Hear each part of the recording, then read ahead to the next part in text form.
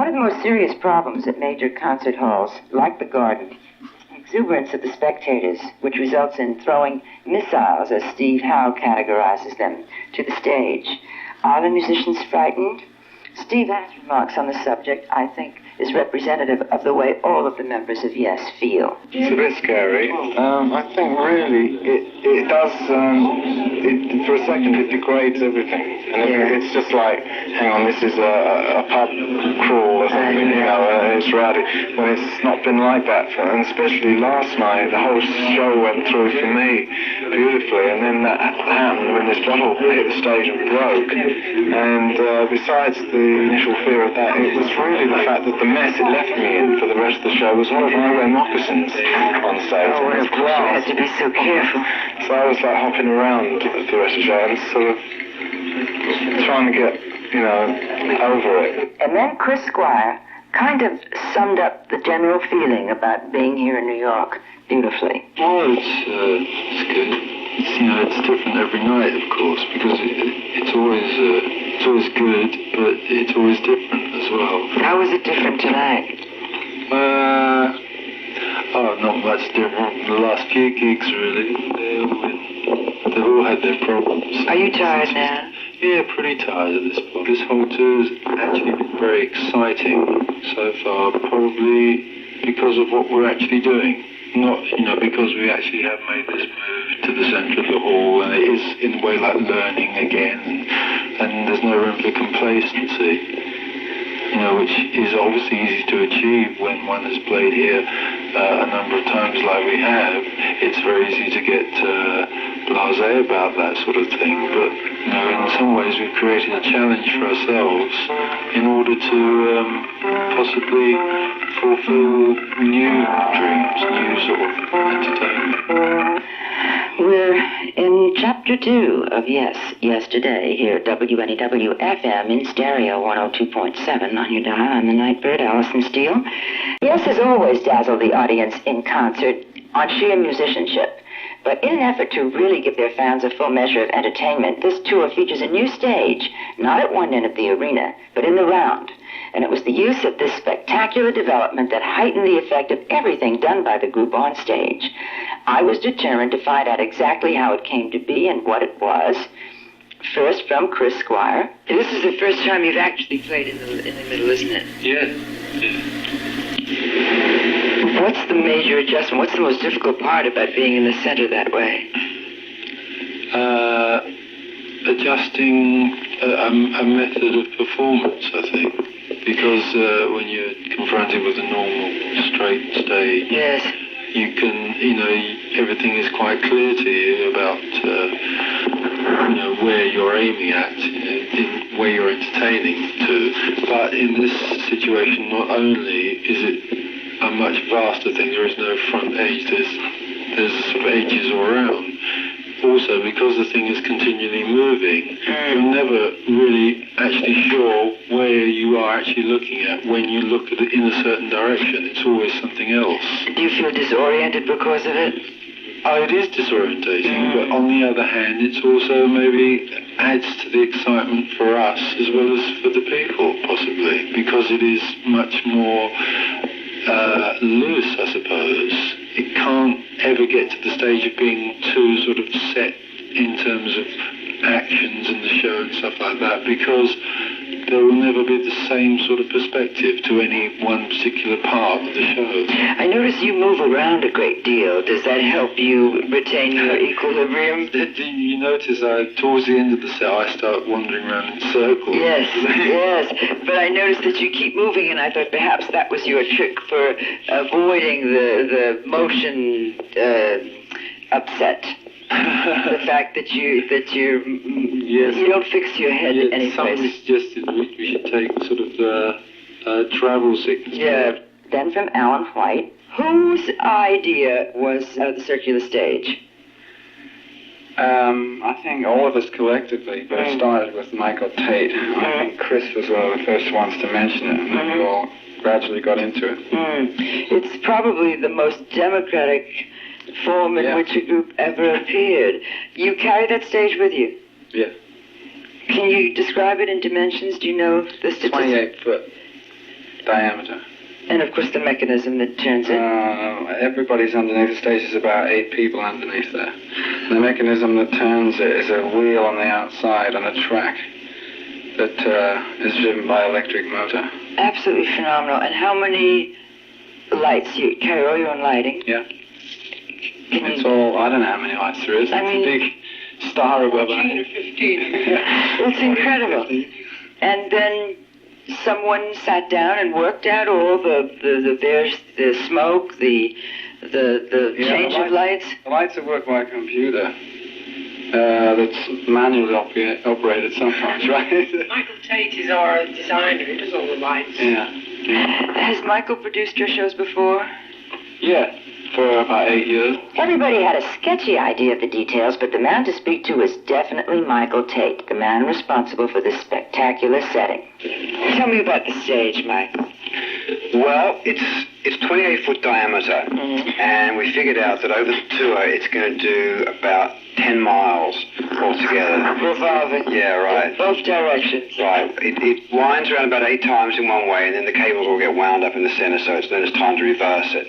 How many lights do you carry? Well, we've got about 200,000 watts, which isn't such a big figure nowadays. You know, it used to be. It's bigger now. Right, but it's in a very tight area, so it's pretty intense. I understand this is a smaller stage. Right. Than you usually carry.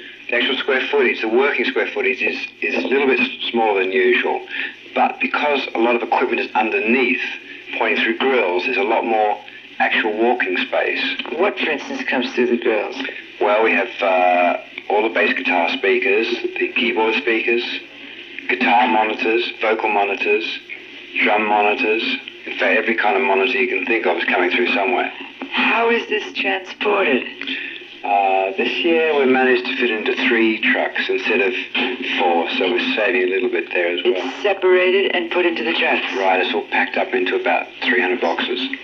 300 boxes? How many people do you carry on the cruise? Last count, it varies, but I think there's 28. Incredible. That's including everybody. It's like a whole city. Yeah, underneath the stage it's like a whole city. You know, they're under there making sandwiches and playing cards during the show. And what about the smoke? Is that dry ice? No, that's oil vapor. That actually is health food oil vapor. So we have specially imported for Steve Howe. I marveled at the fact that one could be in a constant state of motion and still concentrate on playing, singing, ducking when necessary. So I went back to Alan White with more questions. How difficult was it for all of you to get accustomed to the revolving? Well, it disorientates you slightly because you're going around all the time. When you come off stage, you still feel as if you're going around slightly, and you never know where you are in the auditorium. Because it stops and goes back the other way, and then it goes... I know, I wondered... it's really strange. I wondered how you fight the dizziness. Well, one of the Atlantic guys just take them capsules to... Like for seasickness. Right, yeah, did you? No, it was a suggestion last night, though. Have you ever gotten dizzy in the movie? No, but as I say, when you come off stage, you do feel slightly that the stage is still around you, and you're moving in the room for an hour or so. If you could pick the perfect place to play, where would it be? Well, I mean, Madison Square Garden is about as high as you get. I guess that sums it up for all of us. Despite the myriad complaints constantly bandied about concerning the sound, the noise, the general scene at the Garden, it remains the consummate accomplishment to play Madison Square Garden, to fill those 18,000 seats. In this case, the circular stage provided seating for approximately another 2,000 people, according to the group. So, 4 performances all sold out. Thrilling performers and spectators alike is indeed as high as one can get in terms of the appreciation of this generation's music scene. I was delighted to see the spacey kind of thing. You know how fond I am of it. Yes, today, and we're in the midst, we will continue in just a moment here at WNEW FM in stereo. The next subject on my agenda was to find out more about the new album. And the first and most pressing question I presented to John Anderson. What is Tramonto? Well, yes, Tor is a hill. Yes. In Devon. And we got very into this idea of calling it Yes Tour. And I think somebody threw a tomato at the album cover. Wow. So I call it Yes Tomato. John, how do you feel about Tomato as compared to everything else Yes has done so far? Well, it's very, very exciting, kind of attacking kind of album. It's got a lot of different tracks on it. That's an interesting word. Why attacking? Well, More aggressive? steaming it. Is it more aggressive than any of the other albums? In some parts, yeah, and then it's very, very light in others. In a way, it reminds me of Fragile. Yes. It's not obviously the same music, but it's a lot of different ideas. Then, for a possibly different view of Tomato, I went to Steve Howe. Well, it's been very exciting going out playing. It's been in many aspects easier to play. It's been more easier to reach the audience, I think, so that's why it's easier. I think there's a lot of people already familiar with the album. It's not out for another week or so. So, judging by concerts, I'd say it is another step for us up, because it is accessible. I think there might be another single hit in it. Another Single hit. I think there could be. I think The Whales cut, perhaps. perhaps that. The Circus cut. Yeah, That's very good. surprised us. Yeah, I mean we didn't really know what we had in our shelves. Really, we did the album, so yeah, we would do this, do that. Came on stage and sort of played circus, and everybody just went great. Yeah, fabulous. And then we were pleased that we'd spent that little time that we had done, even though we hadn't done a big deal on it. It was just taken it. I think that's what's nice about this album. There's some, 3 or 4 very direct tracks. Again, like Circus, it's pretty direct. It's As you say, accessible is the word. Yeah. Everybody can appreciate it. And then to Chris Squire. I think it's a very a vital album in meaning that it has vitality. It has a lot of life in it, which is, I think something to really gain out of making music if you can put something on at the end of the day and it really feels buoyant. John It's good. called it an attacking album. Attacking, that's one of his words. Is that it? Yeah. He uses that word. I interpreted it as saying it's an aggressive album, I haven't heard it at this point, so it's difficult for me. Well, I wouldn't say it is totally aggressive. I would definitely say it was vital, though. There are different moods on it. There are different tracks that have a lot of the influences of all of Yes's past music. There's rock emphasis, there's jazz emphasis in certain things, and there's vocal emphasis in other things. But it's really a varied album, which for Yes is, something to achieve. I like albums that have flow within them, but also variety within the flow, you see. The feelings for Tomato, all very positive, and after hearing it, I can understand why. The single already released in England, Don't Kill the Whales, is a strong hit possibility, and The Circus in Heaven has received thunderous reaction at every performance on the tour. Don't Kill the Whales is the single, as I mentioned earlier. It's out in England, and they carried the tape of the little boy's voice at the performance, and it came out in the garden, that sweet little voice. No clowns, no animals, and the crowd went absolutely wild. A pause for a moment to do a station break, and a couple of details here. WNEW FM in New York, Alison Steele, the night bird here at 102.7. On your FM dial, it's 3 minutes past 11. We fly until 2. We're in the midst of Yes Chapter 2, Yes Today, an update of the Yes biography we did last week. Most of it conversations I had with members of the group Backstage at Madison Square Garden. As you've already gathered, the noise was pretty rough, the jostling was pretty rough, the sounds are rather rocky, but they're all authentic. That was the only way to have a conversation, if you were willing to wing it and get pushed from one side of the room to the other. Okay, past, present, the logical segue, future. Like every fan who needs assurance that the groups who give you the most pleasure, the ones whose music becomes an integral part of your life, will go on forever, I've tried to find out what the future holds for Yes, both collectively and for the individual members musically. I said to Chris Squire, what do you think will happen to Yes in the future? Probably the same thing I've always thought. I always feel when we finish one album that I've learned more and we've all learned more, and that the next time we go and make an album, it will be better than the one before. It doesn't always work out that way, but one always tries to sort of, aim in that direction of bettering what you've already done in terms of not only just playing, but as we developed in the music business and our careers, we've learned to sort of write and produce, and also the whole sort of understanding the business we're in and everything like that. So in a way one becomes molded to be more than just a performer, but there's so many more things to learn about every aspect, including performing. You see what I mean? Yes. There's a lot. So in fact, I'm sure it could take a whole lifetime just learning. Yeah, most people don't understand that. The more you know, the more you find you don't know. That's very true. Yes, is always managed to top itself, which is one of the most difficult things that any surviving band has to do. Yeah. Have you ever thought consciously of the fact that this album must be better, more different than the last? Well, no, I've never thought it desperately. I've never sort of thought about the idea of being, I've got to sort of do something.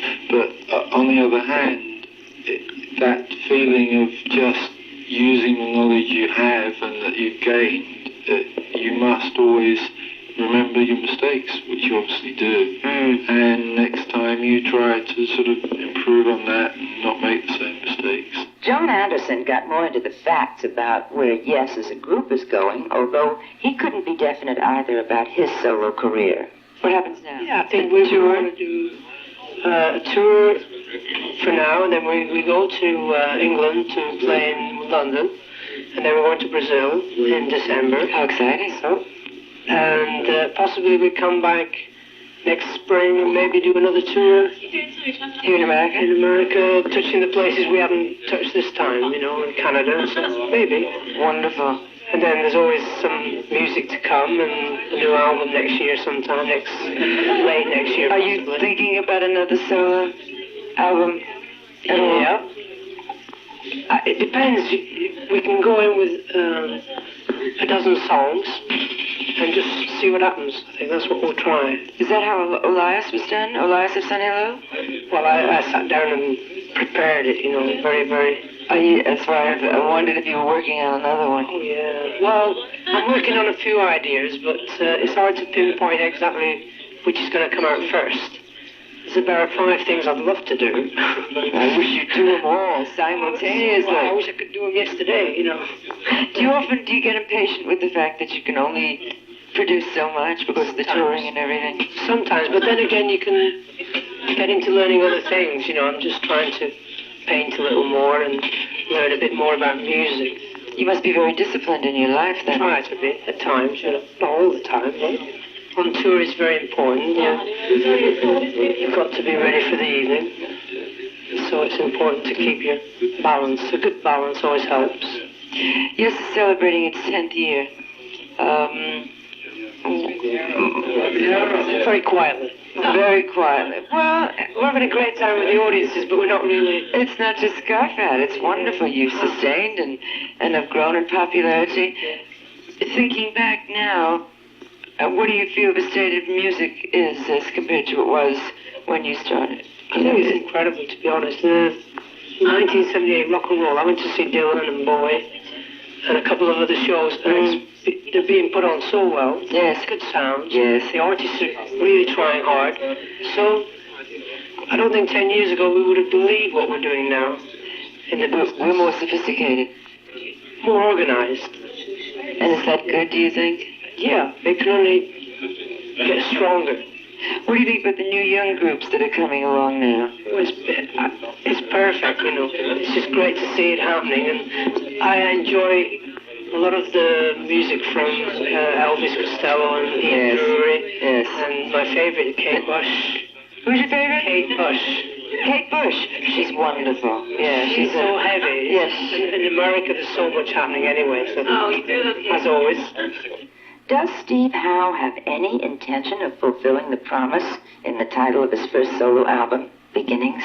Yeah, I'm always working on guitar, doing guitar album. And I've got 6 main pieces together now that are solo guitar features. Let's see, we only need, well, you need more than 4 more because you... Yeah, well, that's the sort of strictly solo guitar aspect. Well, I won't most probably use them all on one, but most of them I think will be to make up the solo side. And then, you know, some other kinds of instrumentals is what I'm aiming at. I'm still writing songs, I'm still singing in my hotel room, and I'm still getting a bigger repertoire, you know, of songs that I'd read. And but I'm searching out the instrumentals this time, because really that's, you know, the main reason why I'm doing, you know, is for the guitar. And it's a very exciting instrument, and it's 20 years I've been playing now. So for me, it's starting sort of a climb to a point where after 25 years of playing, you know, I've got to be really good for myself. I hope to do things by the time it's 25 years. I think that's a very good time for a musician. Now, what else was there that you might want to know? I covered just about everything except I hadn't been able to discuss the re-entry into the family, the Yes family, of Rick Wakeman. Well, not with Rick anyway. You remember, he had an appointment. I chided Brian Lane, Yes's manager, about the fact that Rick, usually the most sociable, wasn't into talking that night. Brian's reply was mock indignation. "I tell you what, Alison," he said, "don't play Journey to the Center of the Earth anymore." Which is typical of Brian. At any rate, I touched the subject fleetingly with Chris Squire.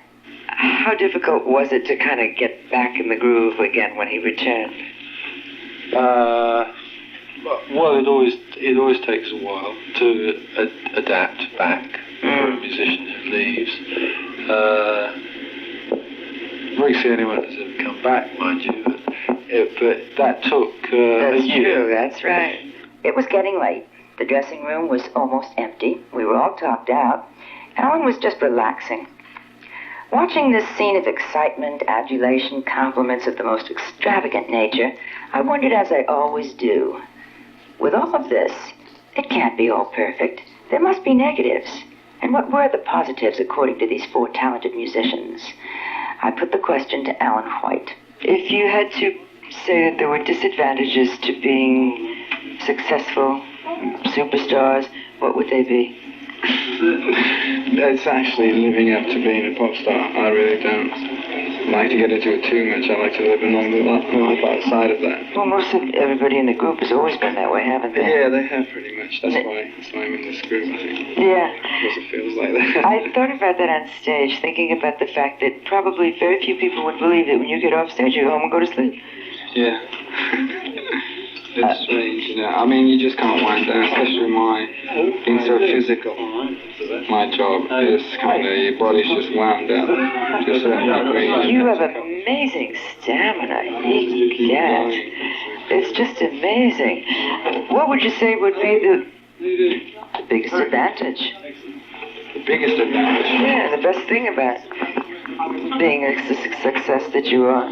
Musical satisfaction, I think. That's why I'm playing with a band like Yes, because it's a very high standard of musicianship, and that's what I get off mostly. A lot of people would say the money and all the famous kind of thing that goes with it, but personally, I just like the feeling of playing really good music and seeing so many people.